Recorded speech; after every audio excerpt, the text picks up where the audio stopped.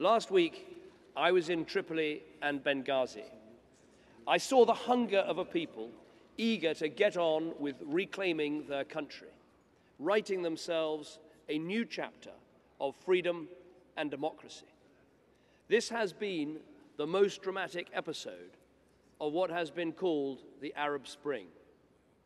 My argument today is that Libya and the Arab Spring shows that the United Nations needs a new way of working, because the Arab Spring is a massive opportunity to spread peace, prosperity, democracy, and vitally security, but only if we really seize the opportunity. This Assembly heard not long ago from President Ahmadinejad. He didn't remind us that he runs a country where they may have elections of a sort, but they also repress freedom of speech. They do everything they can to avoid the accountability of a free media. They violently prevent demonstrations. And yes, they detain and torture those who argue for a better future. So we should never pretend that having elections is enough. The building blocks of democracy have to be patiently developed from the grassroots up. The process will be different in every country, and it is not for us to dictate how Arab nations should respond to those challenges, or to lecture them about how to do it. But there is an opportunity, an important opportunity, for us to help, and we must seize it. Here at the UN, we have a responsibility to stand up against regimes that persecute their people. We need to see reform in Yemen, and above all on Syria.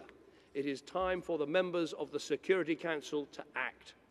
We must now adopt a credible resolution threatening tough sanctions. Of course, we should always act with care when it comes to the internal affairs of a sovereign state. But we cannot allow this to be an excuse for indifference in the face of a regime that week after week arrests, intimidates, tortures, and kills people who are peacefully trying to make their voices heard. We all have a responsibility to the Palestinians too.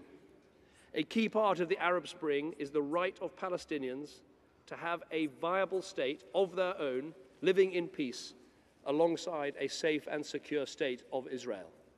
And I strongly support this. There has been much speculation about what will happen here this week. Let's be clear about one fact. No resolution can, on its own, substitute for the political will necessary to bring peace. Peace will only come when Palestinians and Israelis sit down and talk to each other, make compromises, build trust, and agree. So our role must be to support this, to defeat those who embrace violence, to stop the growth of settlements, and to support Palestinians and Israelis alike to make peace.